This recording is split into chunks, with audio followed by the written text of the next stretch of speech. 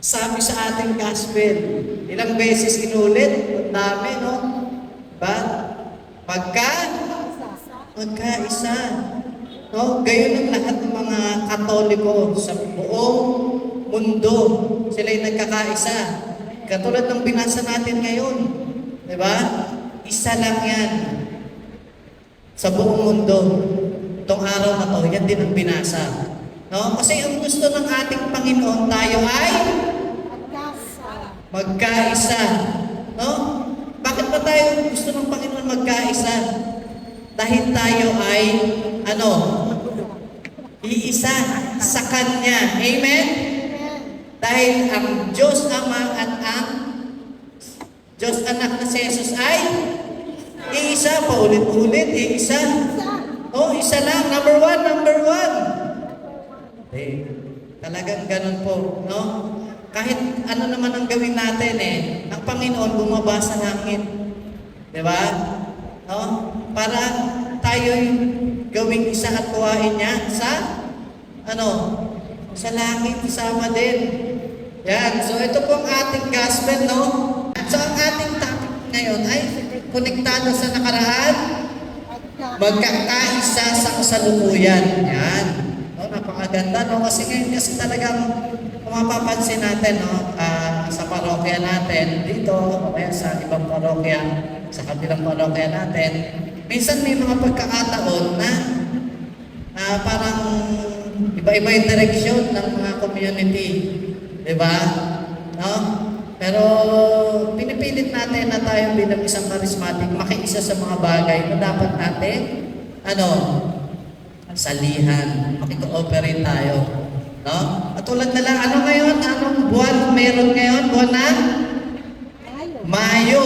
Yan. Kapag buwan ng Mayo, meron Flores de Mayo. Ayan nga, tingnan nyo po dito sa kanila, meron donation box for Flores de Mayo, mga school supplies, mga baso, pati mga kainan, no? Dinodonate nila rito. No? Walang sabi nito po dyan, kung ano ilagay nyo po dyan. Makakatulong. Yan. So, konektado sa nakaraan, magkaisa sa kasalukuyan. No? Ba't meron ganito dyan? Ano to? Santa Cruzan, Reina Elena. So, mapaliwanag natin, ano ba yung mga yan? No? Ano ba yung mga yan? Bakit ba meron mga titulo at para saan ba yan? May alam niyo ba yung mga titulo ng mga nagsasagala o mga sa Santa Cruzan? Sino may nakakaalam? Reina Elena, ano pa? Rosa Mystica. Rosa Mystica, ano pa? Emperatriz. Di ba? O dito po, bibigyan natin ng konting kaalaman. Tayo lahat mag-aaral. Ano ba yung mga yan? So Flores de Mayo. Ang Flores de Mayo ay isa sa pinakamakulay at pinakatapok na tradisyon Katoliko sa Pilipinas. No? Isa. Ibig sabihin, ito isa sa pinaka-inaabangan. No? Na tradisyon. Tandaan niyo po tradisyon. Kasi mamaya, hanapin may mga katanungan. Ba't ginagawa ng mga Katoliko yan? Nasa Biblia ba yan? Ayan. Di ba pinag-aaral natin yung 3 pillars of Catholic Church. So itong isupunto sa tradisyon Katoliko sa Pilipinas. Na ito ay isang buwang demosyon at pagpapakita sa pagmamahal sa Birheng Maria. Ano ba yung ginagawa natin tuwing ganito? Pag-aalay na Santo Rosario. Ano pa? Pag-aalay na Bulaklak kanino? Kay Mama Mary. Yan. Diba? Flores de Maria. Yung tinatawag, diba? Yan. Dito sa dalawang pangunahing aspeto. Yan. Ito ang pang-araw-araw ng debosyon at ang sikat na prosesyon sa dulo ng buwan. Tignan po muna natin sa kasaysayan bakit ba nagkaroon ng ganitong tradisyon yan. Nagsimula ang tradisyong ito noong kalagitnaan ng ika-19 na siglo. 19th century. Para kas mamamya, siglo. Masyadong malalim yan. Tinatayang noong 1854. Matapos ideklara ng Papa ang dogma ng Immaculada Conception. Yan, ito, galing sa, Immaculate Conception, di naman taga dito. Yan. Ang debosyon ay lalong lumaganap sa Bulacan at karating lalawigan bago nila naging pambansang tradisyon. So, nauna pala ito sa Bulacan. Kaya pala po sa Bulacan, pag nanood po kayo ng ganito, napakahaba ng prosesyon o ng sagala. Grabe, no? Ito pong dati kasi itong Dampalit, Ubando, yan magkakasama yan. Naiwan sa Dampalit, napakahabang prosesyon. Diba? Sobrang haba, akitin na ng kalsada, tapos puno-puno na nagpo-prosesyon. Ganyan sila kadeboto sa mga prosesyon na yan, sa mga sagala. Yan. So, ito po ay buwan ng debosyon kay Maria. Tradisyon ng Katoliko, ang buwan ng Mayo ay dinaklara bilang Birhen na buwan ng Birhen Maria. No? Yan. Lagi natin ginagawa yan. Kaya nga merong ginagawa, ano yung mga katekista? Tayong mga katekista, ano ginagawa? Katekismo, nagbibigay tayo ng katekismo at pag-aalay ng bulaklak at pagdarasal kay Maria. Sa Pilipinas, isinasagawa ito sa pamamagitan ng pag-aalay ng sariwang bulaklak sa altar ng simbahan araw-araw. No? Araw-araw po nagkakaroon. Amen? No?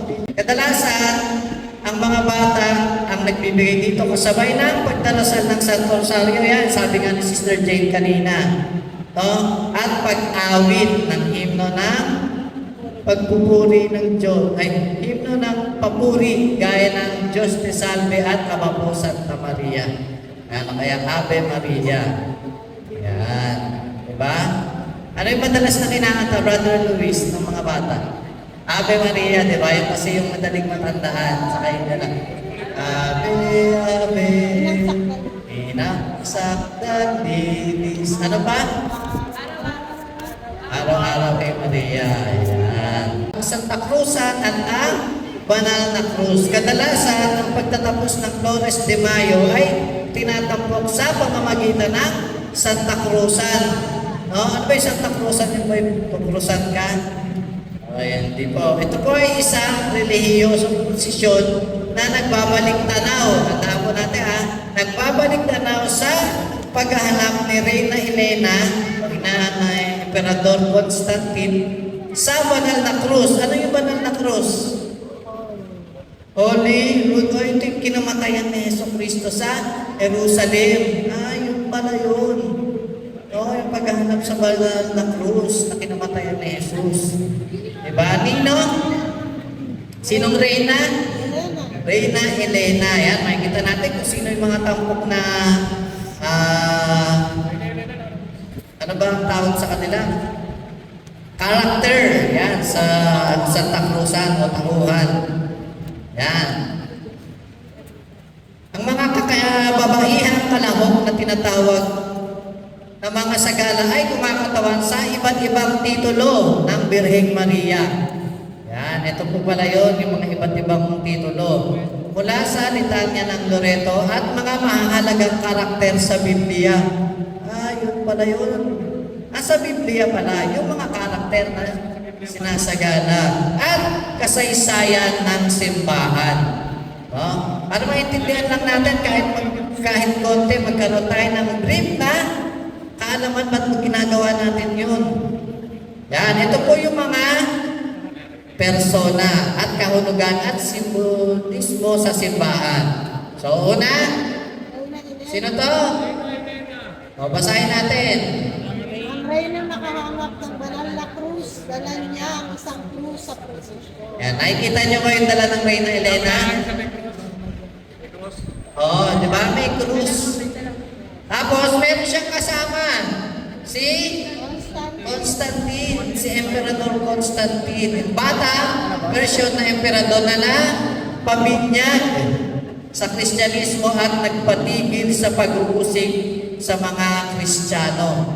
Yan. So ito pa, si Reyna P. Esperanza at Caridad. ang reyna ng mga bulaklak na nagpupugay kay Maria bilang pinakamagandang bulaklak ng Mayo. So, ito yung isa pa, reyna, sinabi ni Sister Remy, reyna emperatriz na kumakatawan kay San Elena bilang emperatriz na Imperyo Romano. Methuselah. Sino ba si Methuselah? Isang matandang lalaki na balbasarado at tila nagpipigtas ng buhangin. Siya ay pinakamatandang tao sa Biblia. Siya ay nabuhay ng 969 years na nagpapaalala na ang mundo at tao ay lilipas din. So, Reyna Banderada, isang dalagang nakasuot ng pulang trahe at may dalang bandila ng Pilipinas. Meron palang ganon. Oo. Kinakatawan niya ang pagdating ng Kristyanismo sa bansa. Yun pala. Kaya may dala siyang bandera. Yan. Kaya pag nakikita natin, ba't gano'n nagsasagana tapos may bandera? Araw ba ng kalayaan? Kasi marami kasi, di ba, hindi natin kasi alam. Sa ngayon, meron na tayong konting kaalaman. Yan, si Reyna Judith. Kumakatawan sa biyudang Hudyo na si Judith na naligtas sa kanyang lungsod laban sa Assyriano, sa mga taga-Assyria, sa pamamagitan na pagpupatay sa general na si Holofernes. May dala siya kunwaring pugot na ulo. Ito nakita namin na ito sa Bulacan. Yan, ganyan, si Reyna Judith pala yun. May dala siyang pugot na ulo. Yun pala yun. Nakita na kayo sa Sagala? Sino nakita na? Sister, nakita na kayo nun? Oo, bungo o pugot na ulo. At tapos may bolo. Si Reyna Sheba. Ang Reyna na bumisita kay Haring Solomon dahil sa kanyang tanyag na karunungan. May dala siyang kahon ng alahas. Yan, nakakita na rin ako niyan. Meron din siyang Sa Bulacan kasi halos kompleto sila niyan eh. Pagka dahil sa Baliwag. Anim lang yun. Ilan na yun na sinasabi namin dito.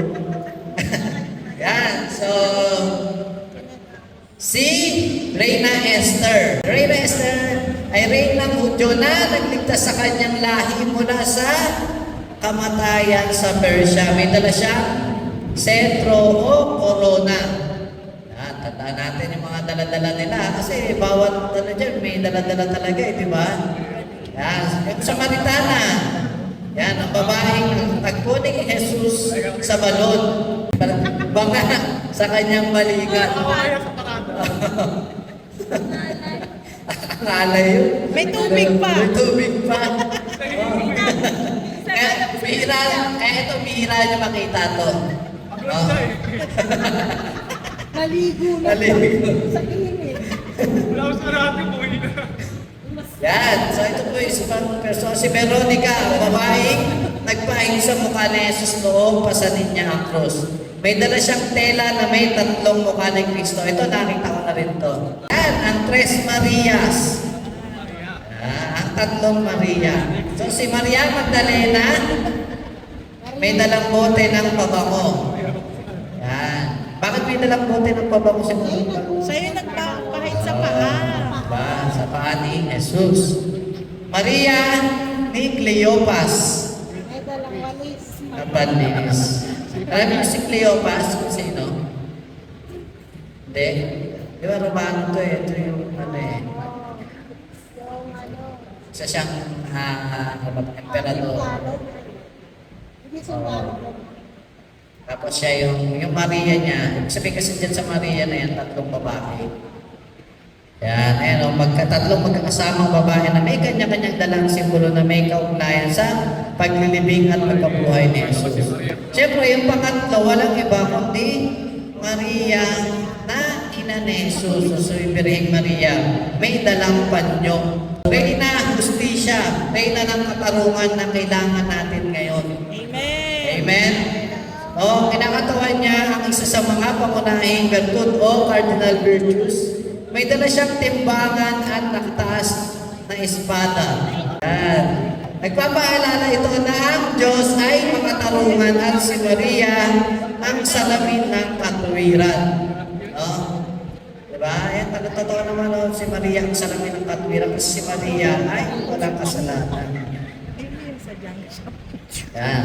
Next. So, Reyna Prudencia, ang reyna ng katalinuhan at pagtitimping.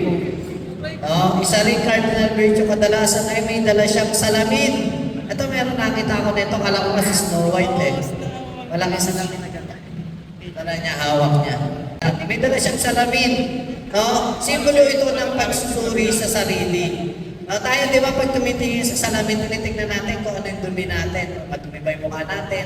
O, bihira kasi ang tumingin kasi alam mo naman madumi. O, yan. O kaya ay sulo. Ano yung sulo? Ilaw. Oo. Apoy, di ba? Apoy. Na nagpapakita ng katarungan at pagpapasya. Di ba sa Hall of Justice, ano yung ano? Torch. Torch. Yan, torch sa English. So next, Reyna Fortesa o Reyna ng katatagan. O, baka magkamali kayo ng ano basa katatagan yan. O, katatagan. Kumakatawan sa bertud ng lakas ng loob sa harap ng pagsubok. Yan, may dala siyang maliit na haligi o kaya kalasag. Shield. Yan, nakakita na rin ako nito. Yan, dapat pagka sa sagala, manonood kayo, maging mapagmatsyag kayo. At ba't ganun yung dala nun? Kasi tatanungin mo rin yun sa sarili mo balang araw eh. Ba't ganun yung dala nun? Ano kunik?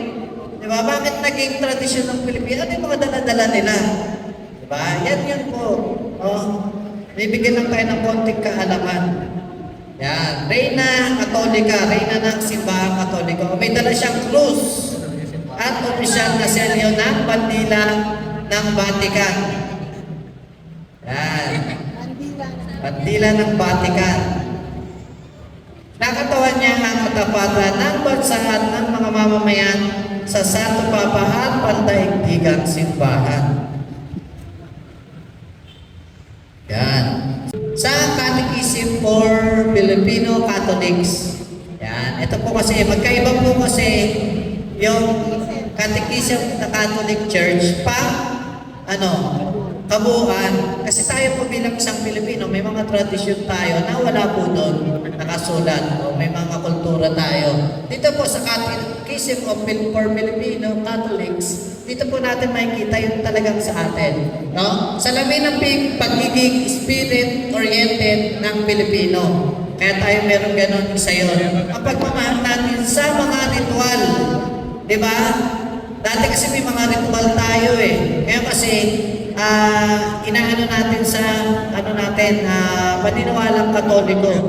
O sa ating pananampalatayang Katoliko, yung mga ritual kapistahan at prosesyon ay buhay at ramdam na pinapakita sa pamamagitan ng kultural na selebrasyon. Katulad ng Flores de Mayo, Santa Cruzan, doon natin napapakita. Amen? Amen. Yan. So, inculturation, pagsasakatubo ng pananampalataya. O, ginamit ng mga Pilipino ang sining. O, paano natin ginagamit yung sining sa gala? Sa paggawa ng arko, yung mga design. Amen? Ginamit ng mga Pilipino ang sining, bulaklak, at komunidad upang mas lalong maipahayag ang debosyon kay Maria at sa krus ni Kristo. Amen? Kung makikita natin, halos karamihan ng arko, di ba? Merong, may krus karamihan. Hindi nawawala. Di ba? Laging may krus, kahit anong pangalan yan, may krus sa dulo. Di ba? Sa taas. Amen? Yan. Kaya sabi sa inyo, maging mapagmatsyag kayo pagka mayroong mga ganyan Paalala laban sa superstition. Ano yung superstition? Pamahiin. Kasi dyan tayo namulat noon una eh. Diba? Pamahiin at komersyalismo. So binibigyan din na ang Santa Cruz ay hindi dapat maging isang simpleng beauty pageant. Tandaan po natin hindi dapat maging isang simpleng beauty pageant o no, parada ng karangyaan. No, pagka kasi, ay, ang ganda siguro, ang yaman nito, ang ganda ng ako, ang ganda ng ano. No, nawawala yung essence. Hindi na napupunta dun sa bakit natin ginagawa yan.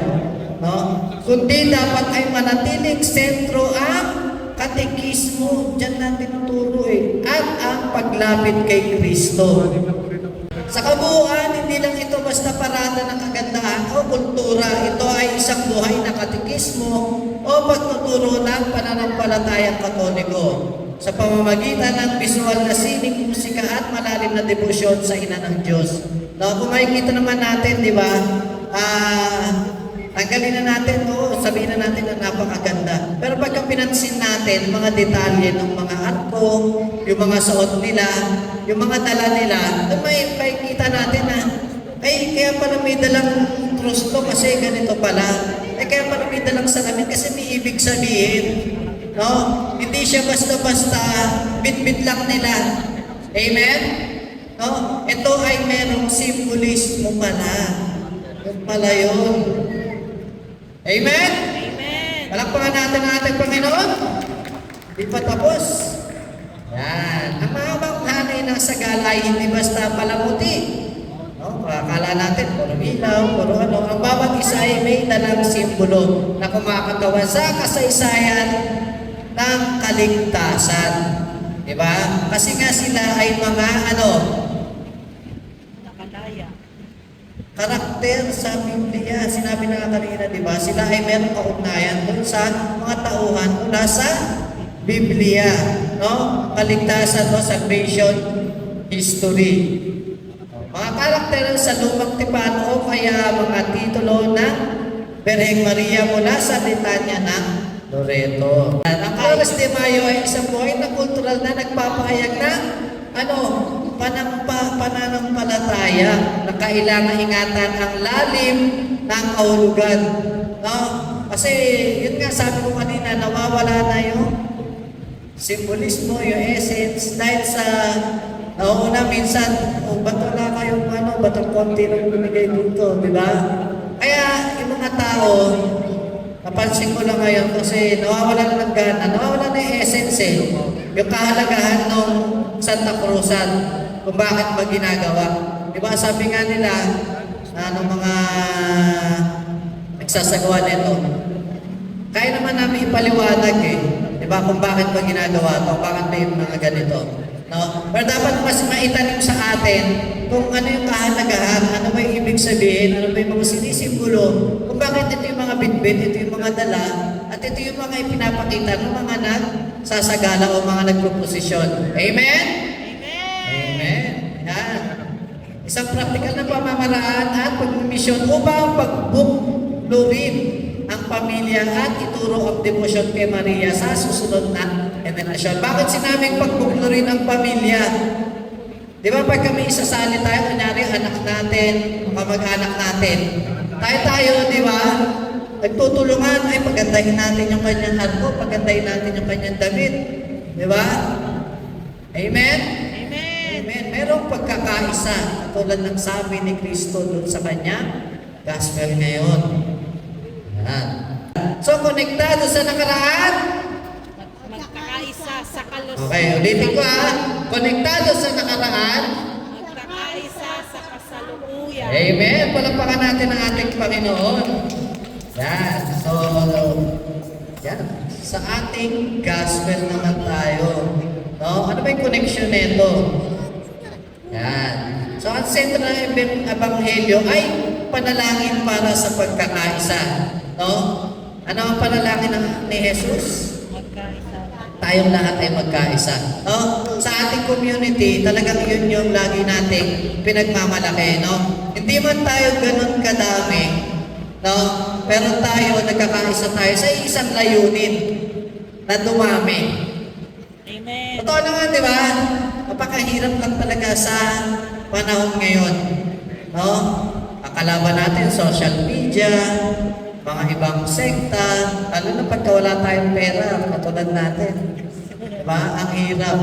No? Pero tayo po, nagkakaisa sa isang layunin. No? Para ipahayag lang salita ng Diyos, ipahayag na may mabuti Diba? At makakapagligtas ng kaluluwa. Doon tayo nagkakaisa. Amen. Amen? Amen. Amen. Yun. So sabi dito, no, sana silang lahat ay maging isa. Sino yung silang lahat? Tayong mga tao, no? Ngayon, kung titignan natin sa Pilipinas na lang, muna natin yung ano, Pilipinas na lang, no? Nagkakaisa pa ba ang bawat Pilipino? Sa ngayon po, sa nangyayari sa ating bansa, no? Nanonood pa kayo ng balita? Hindi. Kami hindi na. Stress ka lang eh. Nakaka-stress po yung balita. No? Dumadaan. Kaya lang talagang dumadaan siya eh, kahit hindi mo panoorin eh. No? Katulad ngayon, napakainit. Ang taas ang singil ng Meralco mo. Bakit pag masigit na kailangan ng tao yung ano, di ba? Lalo pa nilang pinapahirapan. Amen? No? Talaga ang hirap. Ang kailangan natin magkaisa. Ang nais ni Jesus ay Mag-ibig sa Kanya at sa Ama ay makita rin sa mga buhay upang maniwala ang mundo na na siya ay sinugo. yan, no? Jesus na ang pag-ibig na namamagitan sa Kanya at sa Ama ay makita sa ating mga buhay. Sa tingin niyo po, mga kapatid, tayo na lang dito, naipapakita ba natin yung pag-ibig Amen. sa ating pamilya? Amen. Amen? Naipapakita ba natin na si Jesus ay sumasa atin at isinasabuhay ang kanyang mga salita? Kung gayon, naipapakita natin, di ba, na si Jesus ay sinugo ng Diyos. Diba? Kasi yun yung gusto niya eh. Para maniwala ang mundo. No? Kung sa pamilya natin nagagawa natin, sana maipakita rin natin sa mga nakakasama natin, no? Na nasa atin si Kristo, na ang pag-ibig niya ay sumasa atin. At ang pag-ibig na yun ay ibinibigay natin sa mga nakakasama natin. Amen? Amen. Amen. Palakpakan natin ang ating Panginoon. So ito po yung pag-uugnay sa Santa Cruz sa pagkahanap ng krus at pagkakaisa ng komunidad. Yon, pakiisa sa pananampalataya. Pag ganitong mga merong events na ganito o kaganapan sa simbahan, siyempre ang buong komunidad ay kasali. Kung makikita po natin, di ba? Ang buong barangay o parokya ay nagtutulungan mula sa paggawa ng mga arko at pag-aayos ng mga bulaklak hanggang sa sabay-sabay na pagdarasal ng rosaryo. Sa atin po, nangyayari pa ba? Tanong ko lang po, sa atin po, nangyayari pa ba? Ang komunidad natin ay nakakasama natin, nakakaisa natin. Sa simbahan po at komunidad, lalo na ang barangay. Bihira. Depende sa ano lugar eh. Bihira. Kasi dapat yung dapat yung maging sentro, maging pakikiisa ng komunidad sa pananampalataya. No? Mag-uumpisa muna siyempre yung sakop na barangay. Di ba? No, sabay-sabay na pagdarasal sa habang nagpuprosesyon. Yan. Wala na halos mo. Ano na lang sila, martial. Yan, di ba? Tanod. Kasi hindi napapaliwanag mabuti. Ano yung kahalagahan? Nakakakita pa po ako na ito sa Bulacan. Ayun. Kasi ano kayo eh, sakop kayo dati ng Ubando, yan yung Bulacan na yan. Yung ano na yan. Ganyan pa rin dyan. Lalo sa Ubando, di ba nga, piyesta ng Santa Clara sa Ubando? Oo, yan. Masayaw nga sila doon. Sayo din tayo. Oo. Sayo tayo. Sayaw tayo doon. Kaya tapos na eh. Dito na lang tayo sayaw. Para dito na pala. Yan. Ito ay kumpletong salamin ng panalangin ni Jesus na nagiging isa ang komunidad dahil sa isang pananampalataya. No, nakakalungkot lang dahil sa dami ng kaguluhan o kaagaw ng simbahan sa pananampalataya, nagkakahiwalay-hiwalay. No? Pagka ang barangay ay ibang sekta na, wala na, bihira na silang tumulong sa simbahan. No? Amen? Yan ang napapansin natin. Pero sana huwag natin kalimutan na ipanalangin, no? Na maisagawa natin ulit ito. Diba? Amen? Hindi lang dito sa Santa Clara, kundi sa lahat ng simbahan na napupuntahan natin, sana magawa yung ganun pa rin. No? Para mapakita natin yung pananampalataya sa ating Panginoon. Amen? Amen. Yan. So, sa krus bilang simbolo ng pag-ibig. Sa Ebanghelyo, sinabi ni Jesus na pinakilala niya ang pangalan ng Ama upang ang pag-ibig ay manatili sa atin. No? Ang krus na ipinagdiriwang sa Santa Cruzan ay siyang tulay na nag-uugnay sa atin, sa Diyos at sa isa't isa. No? Yan. Yun din pala isa sa mga kaya sa may Santa Cruzan, ando pa rin yung pagkakaisa, no, ng mga sumasali rito. Kadalasan, tulad natin, nakiisa tayo sa pag-aambag. Kasi yun yung sinabi, di ba? Hindi man tayo nakaisa na meron tayong maipadala dahil kapos sa ating oras, hindi natin kakayanin. Nakisali tayo sa pag-aambag na lang. Di ba? Amen? Yan. Siya daw yung may ako na So, ang pag-uugnay sa mga relics, mga bakas ng pag-ibig na kumakapit sa kasaysayan. Ano ba itong mga to? Yan. So, pinagkaloob ko sa kanila ang kaluwalhatiang ipinagkaloob mo sa akin. So, ang kaluwalhatiang ito ay nakikita sa buhay ng mga santo. Yan. Kapag nagbibitagan tayo sa mga relics, tinutupad natin ang panalangin ni Jesus na maging konektado tayo sa mga naunang sumasampalataya sa Kanya. Yan. Ano ba yung pakikipag-ugnayan na natin sa relic? Diba? Katulad dito po, every 11th of the month. Yan, merong may healing mass, merong devotion.